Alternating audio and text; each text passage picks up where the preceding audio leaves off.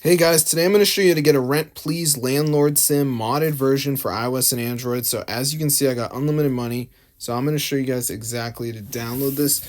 It's super cool, guys. So what you need to do is go ahead and go over to this website. It's called zoomods.com. Unfortunately, I have a really weird phone, so half the time it crashes the browser.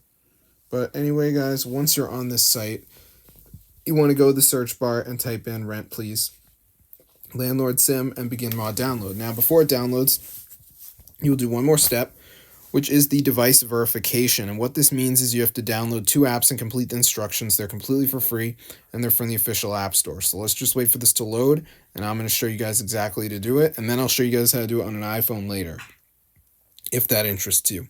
So as you can see, guys, right here, it says, should load up. And yep, it says Rent Please Landlord Sim Mod Installer. Please install 2 free apps to automatically install the mod.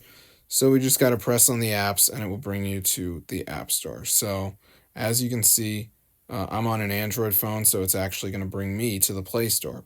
So anyway, how do you do this, you ask, if you're using an iPhone? Well, what we need to do is go over to the same website and find Rent Please Landlord Sim. And then the mod will start to download here, as you can see. And we're just going to wait for it to download.